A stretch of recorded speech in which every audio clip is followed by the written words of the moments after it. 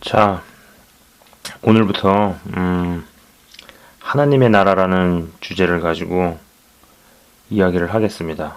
예, 참고로 저는 캐나다에 살고 있고 신학을 공부하고 있는 학생입니다. 근데 제가 이 동영상을 만드는 이유는, 그리고 또 이 동영상을 만들어서 이 유튜브에 올리는 이유는, 평소부터 궁금하게 생각을 해왔는데 교회에서나 그리고 또 목사님들이 별로 얘기해 주시는 분이 없어서 제 나름대로 생각해보고 묵상해보고 말씀을 가지고 나름대로 분석을 해보던 중에 이런 것들을 공유하면 어떨까라는 생각이 들어서 제작을 하게 됐습니다. 일단 몇 가지 주제들 가지고 동영상을 제작을 해서 올리려고 하는데요. 우선은 오늘은 하나님의 나라라는 주제를 가지고 한번 다뤄보려고 합니다. 제가 보고 싶은 말씀은 누가복음 18장 9절에서 14절이거든요. 누가복음 18장 9절에서 14절이요. 바리새인과 세리의 비유를 가지고 시작하는 말씀입니다. 예. 회당에서 바리새인과 세리가 기도를 하고 있죠. 예. 이거를 가지고 하나님의 나라, 그리고 하나님의 나라는 세상과 어떻게 다른지에 대해서 한번 나름대로 이야기를 해보도록 하겠습니다. 그림을 그려가면서 한번 설명을 할 거예요. 일단 보시는 것처럼 여기에 피라미드 모양의 그림이 있습니다. 그죠? 여기는 지면이고요. 저는 처음부터 신학을 공부한 사람이 아니에요.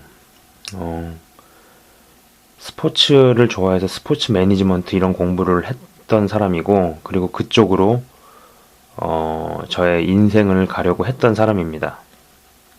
근데 그 스포츠 매니지먼트를 배울 때 마케팅에서 대해서 배웠었던 적이 있거든요. 마케팅을 배울 때 심리학을 먼저 배웁니다. 왜냐면은 소비자들에 대해서 행동 패턴이라든지 심리 패턴을 분석을 하는 그런 부분들이 있어요. 근데 거기서 보면은 심리학에서 이렇게 보면 이런 피라미드 그림을 그리면서 여기 밑에는 인간의 욕구 중에 가장 밑에는 식욕과 성욕과 수면욕, 이 세 가지 욕구가 있다고 합니다. 그 다음에 이 위로 올라가게 될수록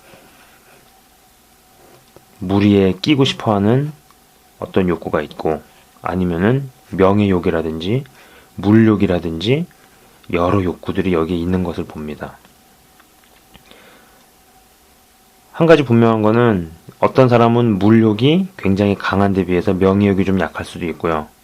어떤 사람은 명예욕보다는 어떤 소속감이라든지 아니면 누구한테 인정을 받고 어떤 집단의 일원이 되고 싶고 뭐 어떤 그런 욕구가 더 강한 사람도 있죠. 사람에 따라서. 근데 한 가지 분명한 것은 식욕과 성욕과 수면욕에는 누구도 예외가 없다라는 거죠. 그죠? 근데 그 심리학에서 가르칠 때 이 가장 정점의 욕구를 자아 실현의 욕구라고 합니다. 영어로 self-actualization 이렇게 얘기를 하면서 자아 실현의 욕구가 가장 이 정점에 있다라고 설명을 하죠. 뭐 머슬로우라는 학자가 그래서 인간의 욕구, 뭐 단계론 이런 얘기를 심리학 교과서에 그렇게 실려 있어요. 그러면서 그 부분을 배우거든요. 근데 욕구뿐만이 아니에요. 다른 시각으로 한번 이거를 볼게요. 제가 예전에 한국의 부자들이라는 책을 한번 본 적이 있었는데, 거기에는 이 바로면은요, 이 마장 밑바닥에는 초식 동물이 위치를 하고 있다는 거예요. 초식 동물은 열심히 돌아다니면서 풀을 뜯어 먹어야 된다는 거죠. 그죠? 근데 열심히 뜯어 먹어봐야 돌아다니면서 뜯어 먹어도 풀을 뜯어 먹기 때문에 또 그 다음날 되면 또 배고픈 거예요. 그 초식 동물들이 이 밑에 자리를 잡고 있고, 이 초식 동물을 먹고 사는 늑대라든지 하이에나라든지 이런 부류들이 있고, 그리고 그 위에는 밀림의 왕 사자가 있는 거죠. 밀림의 왕 사자는 한 번 이런 애를 사냥을 해가지고 일주일에서 열흘을 먹고 산다라고 그렇게 얘기를 하고 있어요. 밀림의 세계를 그렇게 보는데, 경제 세계에서도 보면은 하루 벌어서 하루 먹고 사는 일용직 근로자가 있고, 그 위에는 한 달을 일해서 월급을 받고 사는 월급쟁이들이 있고, 그 다음에는 원타임을 일해가지고 6개월에서 3년을 먹는, 3년을 먹고 사는 부자들이 위치해 있다라는 거죠.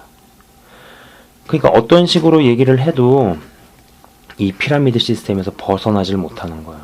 그런데 한번 이런 시각으로 봐봅시다. 자, 보세요. 2000년 전에 예수님께서 오셨어요. 그죠? 예수님께서 오셔가지고 3대 사역을 하십니다. 3대 사역.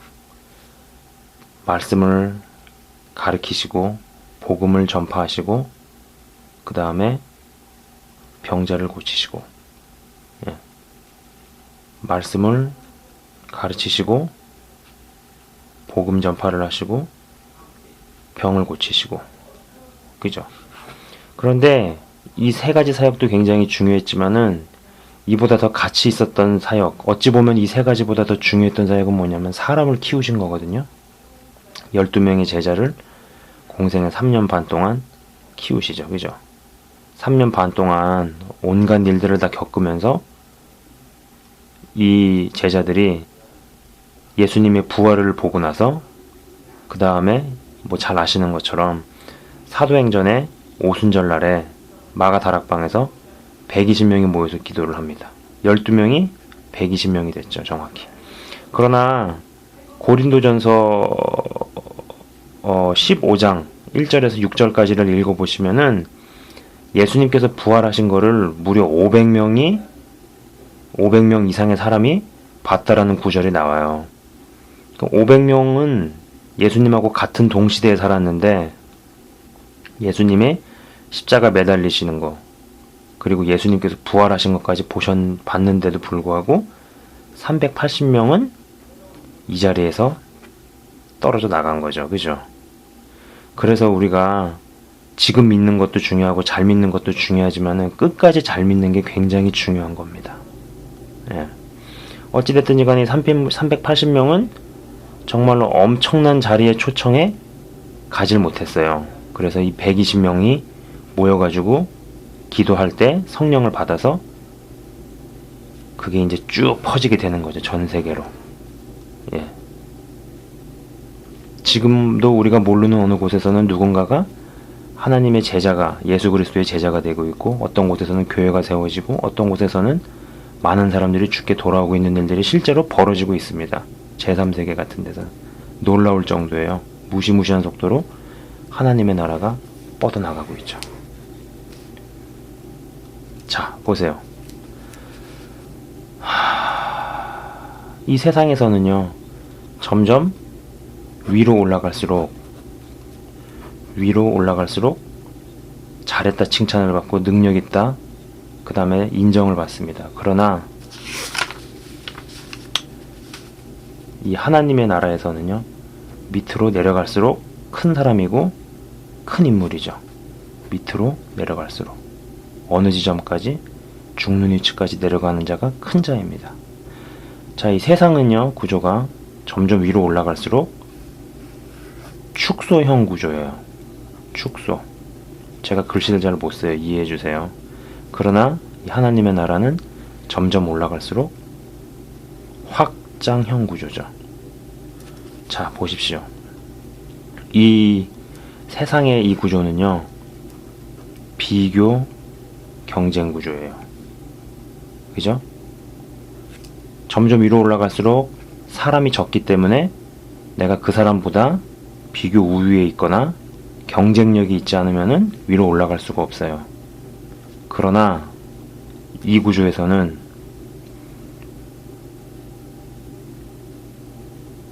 비교 경쟁이 아니고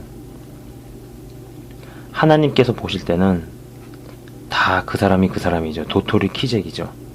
절대적 가치.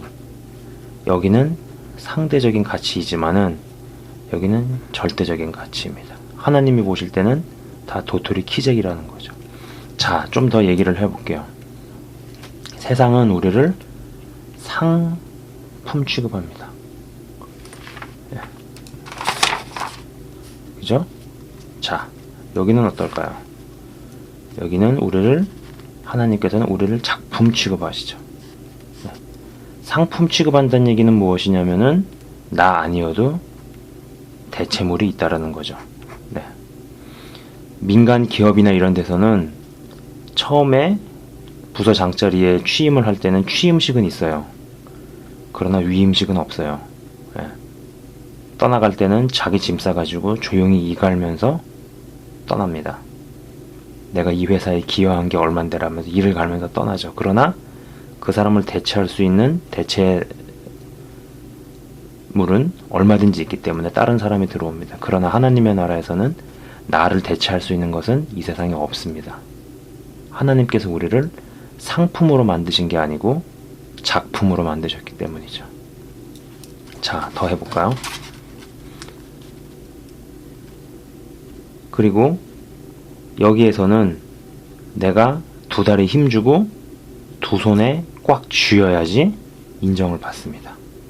그러나 여기서는 내가 두 손에 꽉 쥐고 있는 걸 가지고 나가면은 그 움켜진 손을 펼 때까지 하나님께서 고통을 가하시죠. 하나님께서 어떤 사건들을 허락하시고 어떤 일들을 허락을 하시죠. 그래서 그것 때문에 결국은 움켜진 손을 피게 돼 있죠. 있는 모습 그대로 나가야 되고 거짓이 있으면 안 되는 곳이죠. 그러나 여기서는 포장과 움켜진 손을 가지고 나가야 인정을 받는 곳입니다. 자, 이거 말고도 계속 있어요. 다시 이 그림을 볼게요. 사람이 아무리 늘어나도 이 구조는 이렇게 시작합니다.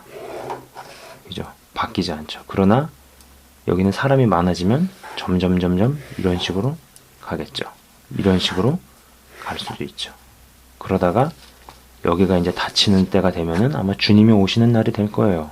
그러나 그때와 그 시는 아무도 모르죠. 자, 여러분 보세요. 그러면은 제가 여기서 한번 질문을 드려볼게요. 우리가 Monday to Friday, even Monday to Saturday까지 이쪽의 멘탈에서 더 오래 삽니까? 아니면 이쪽의 멘탈에서 더 오래 삽니까? 조금만 생각해 보시면 알 수 있어요. 우리는 Monday to Friday 혹은 Saturday까지 이쪽의 논리에서 살다가 주일날 가서 교회에서 말씀을 듣죠. 그죠? 학생이든 학교든 직장이든 가랑비에 옷이 젖는 구조든 아니면은 폭풍에 한 번에 완전히 젖는 구조든 우리 멘탈에는요, 우리 정신세계에는 이걸로 짜여져 있어요. 이쪽 사이드로 짜여져 있단 말입니다. 그러다가 일주일에 한 번 하나님의 말씀을 들으면 이해가 되지 않는 거죠. 세상에서 두 다리 꽉 쥐고 두 손 꽉 쥐고 올라서기 위해서 바둥배둥 살다가 갑자기 내려오라 그러고 살기 위해서 바둥대던 사람이 죽는 자리까지 내려오라고 설교를 들으면은 이해가 안 되는 거죠. 그러면서 우리는 목사님이나 그런 말씀을 하시는 분들을 쉽게 생각하죠. 저분이 세상을 몰라서 저런 소리를 한다고. 우린 그렇게 생각을 합니다. 제가 처음에 누가복음 18장 9절 14절의 말씀을 가지고 하나님의 나라와 세상이 어떻게 다른지에 대해서 말씀드린다 그랬죠. 근데 잘 보세요. 그 본문 구절에서는 세리, 그 다음에 바리새인 두 명이 기도를 합니다. 근데 이 바리새인의 기도는 나는 세리와 같지 않다고, 창기와 같지 않다고 라고 얘기를 하죠. 그분의 생각은, 그 사람의 생각은 비교와 경쟁이죠. 상대적인 개념이죠. 그죠? 그러나 세리는 하늘을 우러러봤을 때 감히 하나님을 쳐다보지 못하고 자기 죄를 용서해달라고 합니다. 바리새인은 종교 지도자였음에도 불구하고 그 사람의 정신세계와 멘탈의 세계는 이쪽 사이드였죠. 그죠? 지금은 어떨까요? 지금 주의 종들이나 목회자들이나 교회에 있는 리더십이 과연 이쪽 사이드에 있는 분들이 많을까요? 아니면 이쪽 사이드에 있는 분들이 많을까요? 여러분 생각해 보시기 바랍니다. 하나님의 나라는 분명히 이걸로 가야 됩니다. 우리는 이쪽 멘탈이어야 되고요. 근데 세상은 이쪽입니다. 우리가 있는 사회, 직장, 그리고 심지어는 학교, 우리는 이쪽의 정신세계에 크게 영향을 받습니다. 이게 바뀌지 않으면은 아무리 내가 교회에 앉아서 무슨 일을 하고 설교를 듣고 해도 이쪽의 정신세계로 있을 수밖에 없어요. 진정한 하나님 나라의 백성이 되게 어렵다라는 것입니다. 여러분, 이것을 꼭 생각해 보시기 바랍니다. 세상의 구조와 하나님의 구조. 나는 과연 어떤 멘탈을 가지고 살고 있는가? 내가 믿는다라고 하지만은 실제적으로 내 정신세계에서 나의 사고 체계와 사고 개념을 형성하고 있는 쪽은 이쪽이 아닌가? 여러분, 이것은 굉장히 중요한 것입니다. 만약에 주의 종이나 목회자들이 이쪽의 멘탈과 이쪽의 사고 체계를 가지고 목회를 하거나 사역을 하게 되면은 절대로 비교 경쟁에서 벗어나지 못할 거예요. 내 사역은 다른 사역자보다 더 잘나야 되고 더 경쟁력이 있어야 되고, 그죠? 또 사역자가 사역자를 하나님의 작품으로 보는 것이 아니라 대체할 수 있든 언제든 대체할 수 있는 상품으로 볼 수도 있을 것이고요. 그죠? 굉장히 중요한 것입니다. 이런 부분들이 바뀌는 것이 더 중요합니다. 많은 일들을 하고 내가 위치가 무엇이고 이런 것들보다 더 중요한 것은 실질적으로 하나님 나라의 그런 체계가 내 머릿속에서 자리를 잡는 것이 더 중요합니다. 여러분, 이것은 영적 전쟁이고, 그리고 사단은 그렇게 만만한 존재가 아닙니다. 우리는 다 여기에 영향을 많이 받았어요. 이미 공교육은 사단이 꽉 잡고 있습니다. 이것은 슬프지만 인정해야 될 수밖에 없는 현실이기 때문에 여러분이 이것을 잘 생각해 보시고, 다음번에는 그러면은 왜 우리는 이 구조로 가서 이렇게 살아야 되는데 왜 여기에서 이렇게 많이 머물 수밖에 없었고, 그리고 왜 이러한 시스템이 우리 안에서 그토록 강하게 역사를 할 수밖에 없었고 해왔는지에 대해서 영적 전쟁의 시각을 가지고 다뤄보도록 하겠습니다. 지켜봐 주신 여러분 감사합니다.